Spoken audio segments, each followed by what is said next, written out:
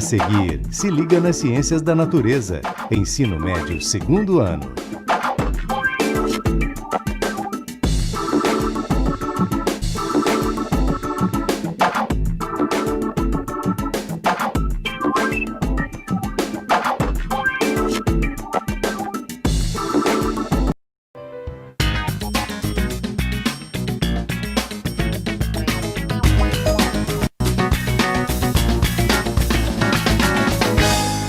Eu sou Vinícius Braz, professor de Biologia da Rede Estadual de Ensino.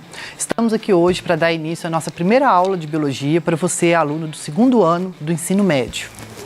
A nossa aula de hoje vai ser classificação dos seres vivos, tá?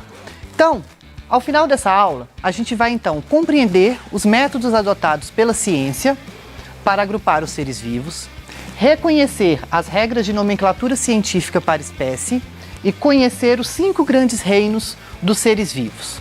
Para a gente estar iniciando, então, vamos começar com uma perguntinha básica. Por que classificar? Por que nós temos essa necessidade de estar classificando os seres vivos? Né? A gente sabe que o homem, ele tem uma necessidade muito grande de organizar as coisas. Por exemplo, você vai num supermercado fazer suas compras. E aí você vai pegar arroz de um lado, feijão do outro lado, aí no outro corredor você vai buscar o óleo? Não, eles estão lá o quê? Classificados e organizados em sequência, em prateleiras, onde essas prateleiras são por gêneros. Produto de limpeza num canto, hortifrutas no outro, frios em outro canto e por aí vai. Na ciência não é diferente.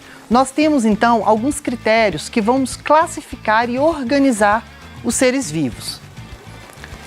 Essa ciência, então, que vai classificar os seres vivos, a gente chama, então, de taxonomia, tá? E nós temos uma outra ciência também, que tem toda a relação com ela, que é a sistemática. Enquanto a sistemática, ela vai estudar a diversidade biológica, ou seja, a nossa biodiversidade, a taxonomia, ela vai o quê? Estudar a classificação. Ela vai identificar, descrever, nomear e vai separar esses seres vivos, então, em ordem. Por exemplo, eu tenho aqui, olha, 3 aves, né? Por mais que elas sejam aves, algumas são parecidas, outras não. Elas são o quê? Organizadas em grupos diferentes, que é isso, então, que a gente vai estar vendo hoje. É através, então, gente, da taxonomia que a sistemática ela vai conseguir compreender a diversidade biológica dos seres vivos. Ou seja, é onde eu vou organizar esses seres vivos e a partir do momento que eles estão organizados, eu vou compreender a diversidade biológica, sabendo que eles podem ou não ter algum parentesco evolutivo com outro ser vivo. Por exemplo, nós, seres humanos, a gente pode ter um parentesco grande com algum protozoário? Não sei. A sistemática ela pode nos explicar com o auxílio da taxonomia. A gente ouve muito falar, nós somos parecidos com os macacos, nós somos primos dos macacos. Então, os macacos, né, eles são o quê? Próximos filogeneticamente, ou seja, eles são os nossos parentes evolutivos próximos em relação a outros animais, como, por exemplo, uma água-viva, né? A água-viva é um invertebrado e nós somos vertebrados.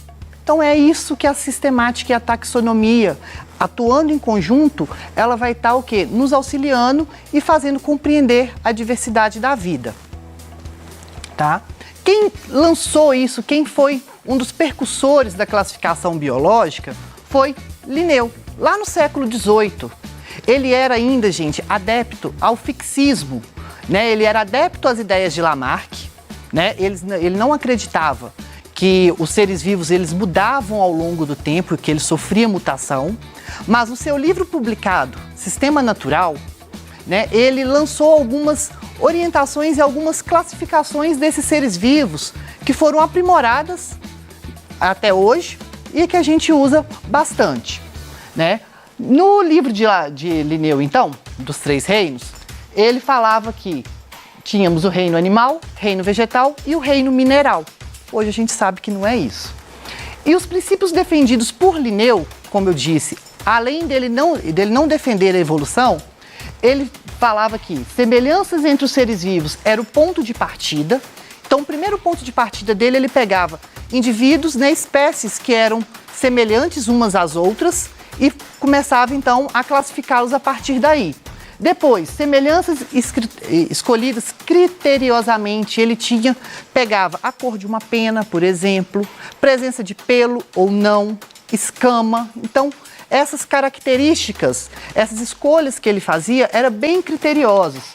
E as características estruturais anatômicas eram as mais adequadas, né? Eu observar você, eu ver essas características eram as mais adequadas para a gente estar classificando, né? Eu olho então para uma ave, eu sei que ela tem pena, então eu sei que aquilo ali é uma ave, que vai ser diferente de um sapo, por exemplo, não tem pena, então é de outro grupo.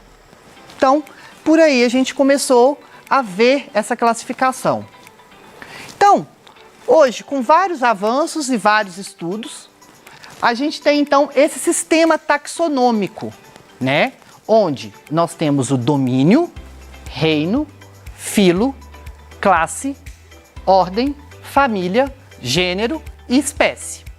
Isso, gente, é como se fosse um arquivo. Vamos pensar em um arquivo. Aliás, melhor não. Vamos pensar na nossa realidade. Pensem no Brasil como um todo, para a gente estar começando a entender a taxonomia. Vamos falar então, pegar todos os estudantes do Brasil. Não é um número muito grande? Então isso pode ser, por exemplo, o nosso domínio, né? São o quê? Estudantes, seja ele de rede pública, de rede privada, de ensino superior, de curso profissionalizante ou não. Aí, depois nós vamos agrupar. Vamos pegar todos os alunos da educação básica do ensino médio. Então aí já excluiu uma grande parte do nosso grupo. Depois desse grupo, então, da educação básica do ensino médio, nós vamos separar todos os alunos do segundo ano do ensino médio. Já o quê? Peguei um outro grupo. Depois nós vamos separar mais ainda os estudantes somente de escolas públicas. Depois, de escolas públicas estaduais, excluo o municipal e excluo o federal. Pego alunos de escola pública, do segundo ano do ensino médio, de Minas Gerais. Vamos ter um grupo mais seleto.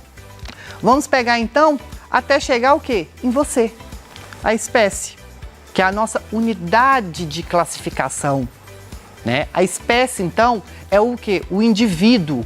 E quando a gente pega, então, esse conceito biológico de espécie, significa que eu estou falando que espécie é todo aquele ser vivo onde, após um período de isolamento, quando ele vai se reproduzir com outro ser vivo, ou ele não vai conseguir, ou ele pode reproduzir e não gerar os descendentes férteis. Como assim, Vinícius?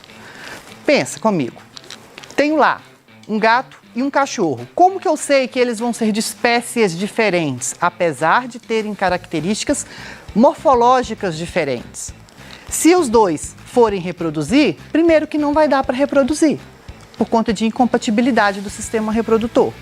Então isso daí a gente já sabe que é um conceito de espécie. Outra coisa que a gente também percebe, quando esses seres eles vão reproduzir entre si, quando tem alguma característica genética bem próxima, ele ocorre, por exemplo, de ter um filho não fértil, como é o caso, por exemplo, de um burro.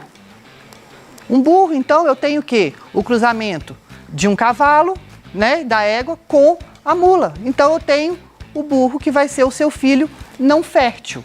Isso, então, a gente fala que é um indivíduo híbrido. Quando esse filho, né, esse ser vivo híbrido, ele vai nascer e vai ser infértil, eu falo então que o cruzamento dos seus pais foram de espécies diferentes. E entre outros conceitos também que a gente vai ver mais para frente. Tem agora um macetinho para a gente estar sabendo um pouquinho disso. Opa, outra coisa. Cada grupo taxonômico desse daqui, eu falo que isso é um táxon. Exemplo, espécie é um táxon, gênero é outro táxon, família, outro táxon e por aí vai, tá? Bom guardar isso. E por fim a gente tem esse macetinho, dorreficofage. Que é isso? Como que eu vou conseguir guardar isso? Simplesmente vai ser o quê? As iniciais e a ordem certinha. Dó de domínio, Re de reino, Fi de filo, C de classe, O de ordem, Fá de família, G de gênero e E de espécie. Daí o nome, Dó, Ré, Fi, Có, Fage.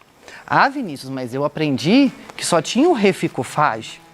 Sim, mas só que recentemente, sim, não muito recentemente, vieram 2 cientistas e estudando então o parentesco evolutivo e algumas moléculas de RNA de todos os seres vivos, né, que o RNA ribossômico é a única molécula presente em todos os seres vivos, né, que são comuns.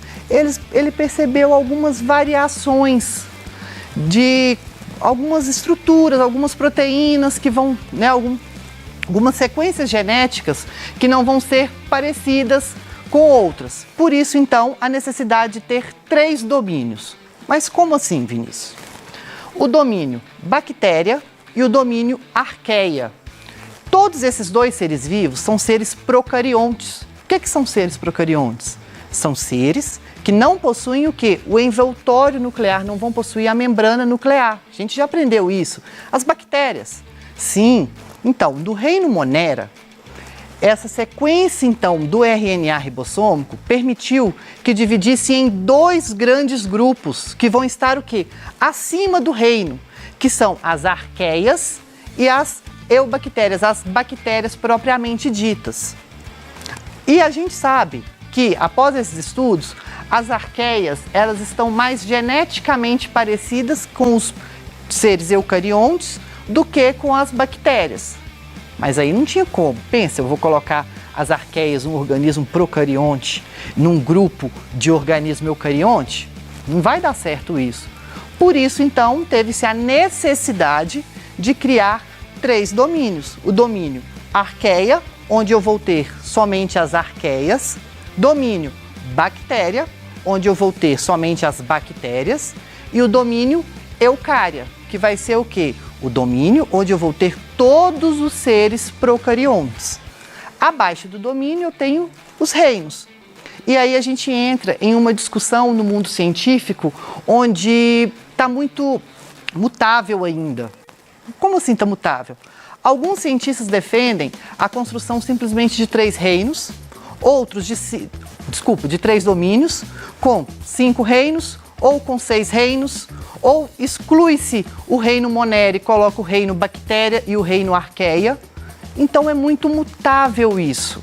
Nós, na nossa aula de hoje, e o que a gente adota e a maioria dos cientistas adotam, é a posição de 3 domínios, domínio arqueia, domínio bactéria, que são os organismos procariontes, e o domínio eucária, e 5 reinos, Monera, protista, fungi, planta e animalia, igual a gente vai ver aqui. 5 reinos dos seres vivos, né? Igual eu já tinha falado, Monera, fungi, planta ou metáfita, que são os reinos dos vegetais, animalia ou metazoa, que são o reino dos animais, e o reino protista, onde cada um deles vão ter características específicas e comuns a todos os representantes deles. Exemplo, reino Monera são todos seres unicelulares procariontes. Se é unicelular e procarionte, está tudo do reino Monera. Reino protista são seres unicelulares, eucariontes, podendo ser autótrofos ou heterótrofos. Se forem seres unicelulares autótrofos, são as algas. Se são seres unicelulares eucariontes, são os protozoários, tá? Depois nós temos o reino fungi. O reino fungi vão ser o quê? Todos os fungos, cogumelo, que aí a gente entra champignon, o mofo da laranja, aquilo é um fungo, que são o quê? Indivíduos eucariontes, sendo unicelulares ou pluricelulares, tá? Dependendo. E heterótrofos, eles são o quê? Heterótrofos não fazem fotossíntese, eles vão se alimentar né? Portanto, de outro ser vivo. E além disso, eles vão ser o quê? Decompositores da matéria. Eles necessitam, então, de uma matéria orgânica em decomposição. O reino planta, que são todos os organismos, né? Pluricelulares, formados de mais de uma célula, autótrofos, ou seja, eles fazem fotossíntese, a grosso modo falando. E os organismos eucariontes, pluricelulares e heterótrofos vão ser seres do quê? Os animais, são os animais. Todos nós somos pluricelulares, eucariontes e heterótrofos. Então, aqui tem um desenhozinho aqui para a gente estar compreendendo melhor a filogenia disso, como que esses seres vivos eles podem ter sido evoluídos. Então a gente tem aqui então o reino Monera, que vai estar englobando as bactérias e as arqueias. Depois eu vou ter aqui vários grupos coletivamente que são chamados de protistas, que aí eu vou ter as algas unicelulares e pluricelulares, os protozoários. Vou ter as plantas. Depois, os fungos, que são esse grupinho aqui. E, por último, os animais, tá? Que são todos esses seres aqui. Isso aqui, então, é o que a gente chama de uma árvore de filogenia. E aí a gente vai, então, para a nomenclatura biológica. Espécie. Toda espécie, gente, eu tenho uma nomenclatura, uma regra geral para ela. Uma regra que a gente tem que seguir à risca, tá? O nome de espécie foi a contribuição mais importante que Linneu deu pra gente. Por quê? Eu chego hoje, por exemplo, em um local, esse ser vivo aqui pode ser aqui, cachorro na nossa língua, dog no inglês e por aí vai. Quando a gente está tratando cientificamente, eu falo o quê? O nome científico dele, que não vai mudar em língua nenhuma, tá? E é válido somente para a espécie. E eu tenho que o quê? Uma nomenclatura binominal. São dois nomes para designar espécie. Por exemplo, pantera, onça. Eu estou me referindo à onça pintada, tá? O primeiro nome, a gente vai ver que ele sempre tem que ser destacado em relação ao demais texto. Então, se eu estiver escrevendo o nome de espécie, eu vou colocar o quê? Ele destacado. Posso sublinhá-lo.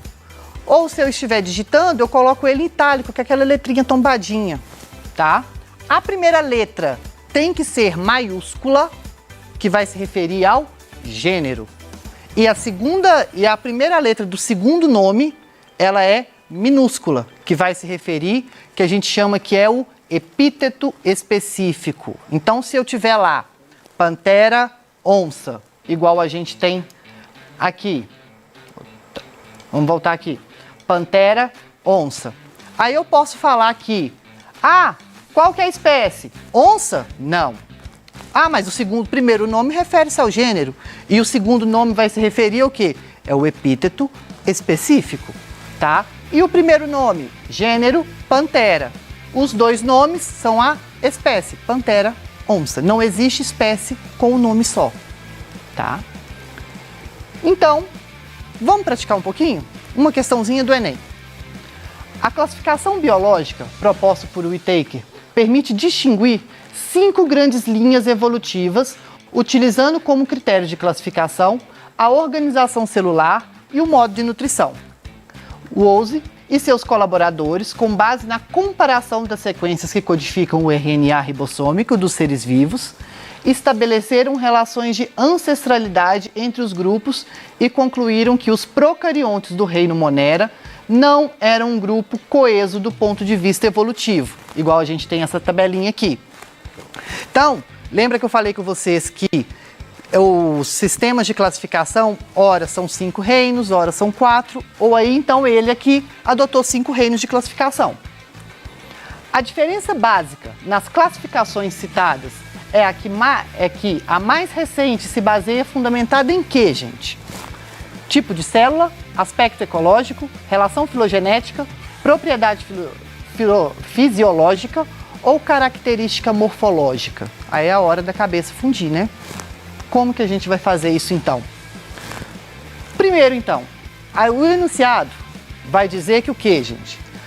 Que o Woese e seus colaboradores procuraram estabelecer o quê? Relações de ancestralidade entre os grupos. Se é uma relação de ancestralidade, eu estou tentando ver da onde que eu vim, qual que é o meu parentesco evolutivo com outro ser vivo, eu estou falando de quê? Filogenia. Lembra daquela nossa árvore lá redondinha que eu falei com vocês? A gente pode fazer ela assim. Então, isso daqui é um exemplo de filogenia. Portanto, então, a resposta correta vai ser o quê? Letra C, relações filogenéticas. As outras alternativas, gente, elas vão se referir ao quê? A um fruto de convergência evolutiva. Vão ser o quê? Adaptações que esses seres vivos podem ter surgido, podem ter aparecido neles, ao ponto deles possuírem em comum. E isso não é um critério específico de classificação, tá? Então vai ser a letra C, relações filogenéticas. Bom, vamos só dar uma revisadinha aqui. O que a gente viu hoje? Sistemática, então, é o estudo da biodiversidade. Espécie é uma unidade de classificação. A taxonomia é o ramo da biologia que vai classificar os seres vivos. Linneu foi quem criou a base da classificação dos seres vivos. E espécie é escrita de forma binominal, tem 2 nomes. Então, espero que vocês tenham gostado. Espero, então, vocês. Até a próxima.